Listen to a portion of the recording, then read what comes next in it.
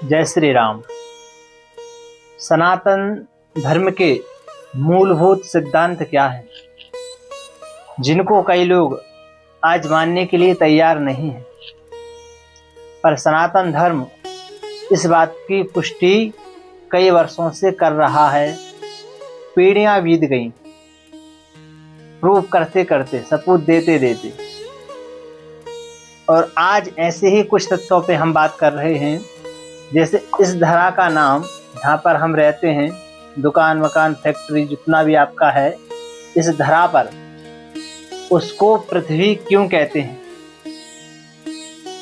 कोई सिद्ध कर सकता है सनातन के अलावा कि जहाँ पर रहते हैं उसको पृथ्वी क्यों कहते हैं? कोई इतिहास बता सकता है? कोई कथा बता सकता है? हाँ, श्रीमद् भागवत जी में इसका वर्णन है कि जब कल्प आरंभ हुआ तो यहाँ पर रहने की व्यवस्था नहीं थी, भूमि समतल नहीं थी। जब भूमि समतल नहीं है तो जन सामान्य जो जनता है वो कहाँ रहेगी, कहाँ अपना घर बनाएगी, कहाँ अपने लिए खेत बनाएगी? क्योंकि पहाड़ों में या ऊंची नीची जगह में तो खेती भी नहीं बन सकती है, घर भी नहीं बन सकता है। तो पृथु भगवान ने, जब भगवान का एक अवतार पृथु जी के रूप में हुआ, तो पृथु भगवान ने ही इस पृथ्वी को, जितने भी पहाड़ थे, सबको उत्तराखंड भेज दिया अपने बाणों के प्रहार से, संधान से, और इस भूमि को रहने के लिए, जन सामान्य के लिए, जनता के रहने के लिए व्यवस्थित किया। तब से पृथु भगवान ने ये व्यवस्था बनाई, तब से इस धरा को पृथ्वी कहते हैं। ऐसे और भी तत्व हैं, जैसे सागर, समुद्र को। अब समुद्र की कथा क्या है, समुद्र का इतिहास क्या है? कोई बता दे आज कि समुद्र की उत्पत्ति कैसे हुई, कहाँ से हुई?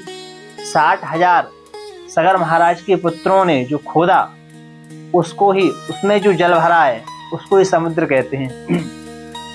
तो सगर के पुत्रों का इतिहास तत्व है, यहाँ से समुद्र हुआ है।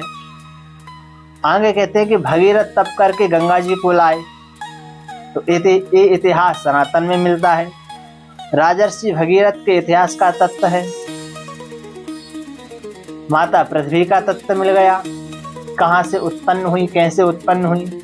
समुद्र का तत्व मिल गया, समुद्र का इतिहास आपको मिल गया कि सगर के पुत्रों से सागर, और गंगा जी पतित पावनी भागीरथी, जब भगीरथ ने तपस्या की तो गंगा जी को लेके आए, तो गंगा जी का भी तथ्य मिल गया कि गंगा जी को कौन लेके आया?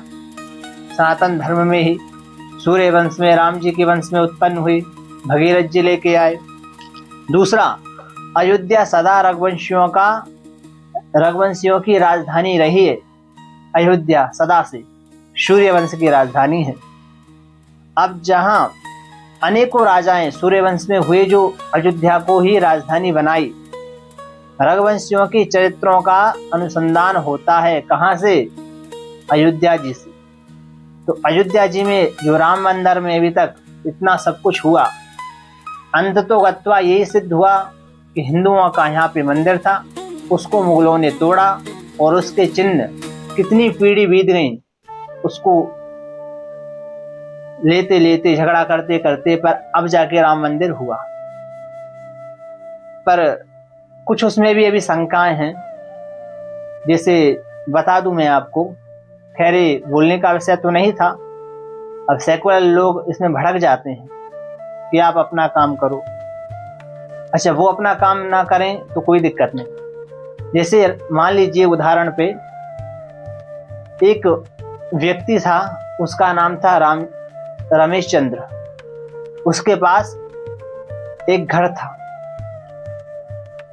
और किसी आतताई ने, किसी दुष्ट ने उस पर कब्जा कर लिया कि ये मेरा घर है। अब था रमेश चंद्र जी का, और एक दुष्ट आके कह रहा है कि ये मेरा घर है। अब वो दोनों, अब रमेश चंद्र जी का है तो उन्होंने तो फिर कार्रवाई की, दुष्ट ने भी जाके की कि मेरा घर है। अब अदालत में गए, बहुत सालों तक ये केस चला।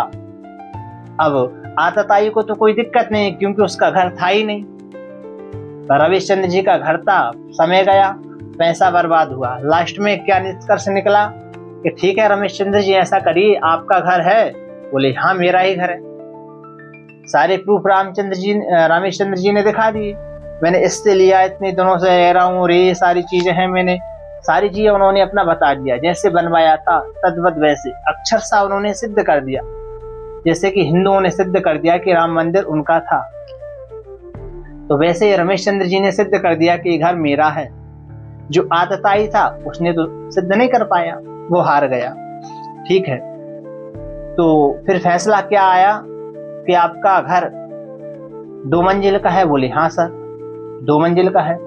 तो बोले 1 मंजिल में रमेशचंद्र जी आप रहिए, नीचे में ऊपर वाला इस व्यक्ति को दे दो। ये समझौता हो गया। तो इसमें ये बताइए जीत और हार किसकी हुई? क्या रमेशचंद्र जी पूर्णतया वो घर का केस जीत गए या वो आताताई हार गया? भाई वो आताताई का तो कुछ एक ईंट नहीं थी, पर फिर भी उसको 1 मंजिल मकान मिल गया। और अब रमेशचंद्र जी खुशी मनाए, अरे नहीं नहीं नहीं हमारा केस सॉल्व हो गया और हम केस जीत गए। बोले कैसे? हमारा घर हमको मिल गया। अरे आपका घर आपको मिल गया, पर जो 2 मंजिल था 1 मंजिल कहाँ गया? सामने वाले के पास। उसका तो एक ईंट भी नहीं था, पर फिर भी उसको 1 मंजिल मिल गया। तो अब जीत किसकी हुई बताइए? रमेशचंद्र जी की या उस आतताई की, दुष्ट की? सेम कंडीशन यही राम मंदिर में हुई। थोड़ा विचार करें, जब सारे प्रूफ दे चुके हैं, सब कुछ, हजारों पीढ़ी हमारी, कितनी पीढ़ियां बीत गईं ये सिद्ध करने में कि राम मंदिर हमारा है। जब हमारा है, बन ही गया है, सब कुछ प्रूफ हो गया, तो फिर उसके बदले में अलग से किसी व्यक्ति को जमीन दी है, वो कौन सी भेंट कर दी उसको? जब हमारा है तो पूर्ण रूप से हमारा होना चाहिए। हमको मिल गया ठीक है, पर दूसरी जगह किसी और को जमीन दे दी है। वो किस कारण से दी है? इस कारण से कि हम सिद्ध नहीं कर पाए। हमने तो सिद्ध कर दिया, वो हमको मिल भी गया ठीक है, पर जो जमीन दी है वो किस खुशी में दे दी? कहाँ पे लिखा था भाई? ऐसे ही रमेशचंद्र जी के साथ हुआ कि 1 मंजिल पे आप रहिए, दूसरा मंजिल उसको दे दीजिए, हो गया। भाई हमारे साथ हुआ कि आप यहाँ का पकड़िए और दूसरी जगह उनको दे देंगे। तो उनको क्या घाटा हुआ? हम हारे या जीते?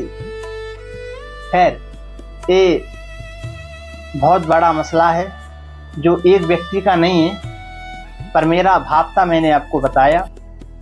आप भी थोड़ा समझें, क्या उन व्यक्तियों का वहां पर कुछ था जिनको आज वो जगह मिली? नहीं था कुछ, पर फिर भी मिल गई। अब इस संविधान से देश चल रहा है। तो हम सनातन धर्म की बात कर रहे थे। जय श्री राम।